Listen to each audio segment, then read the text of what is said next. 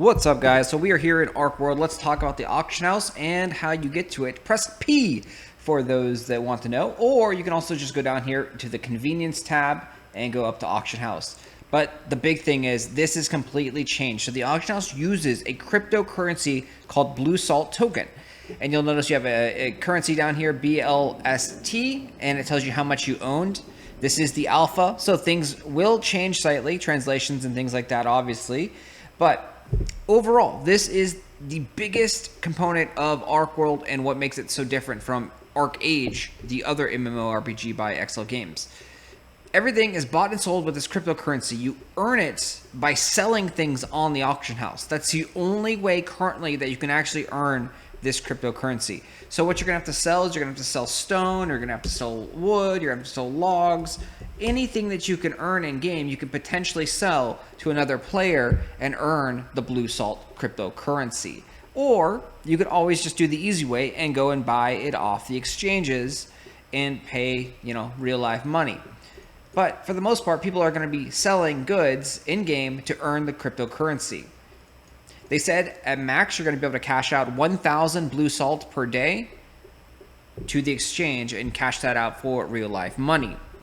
That will also subject to change as the economy shakes out and everything. So that's the big change here. You'll notice the economy is a lot different as well. The crafting recipes, there's a lot fewer flowers, a lot fewer trees, it's more simplified. Everything is simplified. The also biggest change is skill books. Skill books are something that you have to acquire to learn your skills now.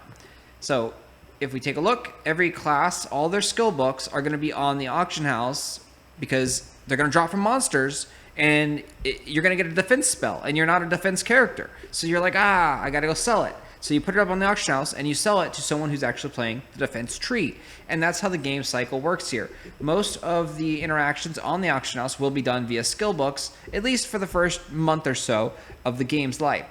The first 4 skills of anyone's class is free. These are free skills. And then the remaining 8 skills, you have to get from mobs or crafts to earn these skills. But again, the easiest way is to buy them or sell them on the auction house. There is no player-to-player trading either. So you have to sell it on the auction house if you want to transfer it to someone else. The auction house does take a 10% cut of any sale. So, and that goes, 5% goes to XL Games in their pocket, and then 5% of that gets locked up into the reserve for the game treasury. That also can subject to change as well, but that is how they are going to be making the money in this game. They're not going to be selling items in the cash shop. They are going to have a few cosmetic things. So they have character rename, guild change tickets. They do sell the blueprints, but when you're done with your house, you actually get your blueprint, all this Blue Salt back. So that's not really there. And they do sell some costumes. It looks like an RNG box here.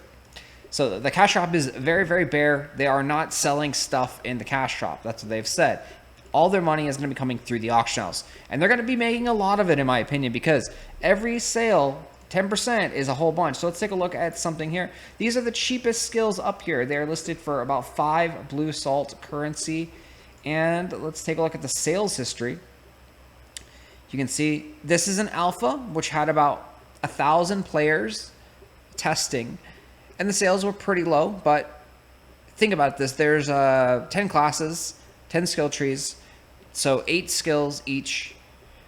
And yeah, if they're going to have about 10 sales a day and they're getting a cut of that, they're going to be making a good amount of money. Granted, it's only going to be 1 or 2 Blue Salts per sale because these are very, very cheap. But XL Games will be making a good amount of money off the auction house. And if you're concerned or you're wondering why anyone would do this, well, it's a good question. Why would anyone play Archeworld, which is a stripped-down version of Archeage? I think the answer is the cryptocurrency aspect of it, and then also the NFTs, where you can actually sell things and make real-life money out of this game. And if you look at the OpenSea network, where you buy and sell the land and you buy and sell the fandom cards, you'll see prices are rising, and then there's been like almost 1 million plus in like sales on the secondary market already.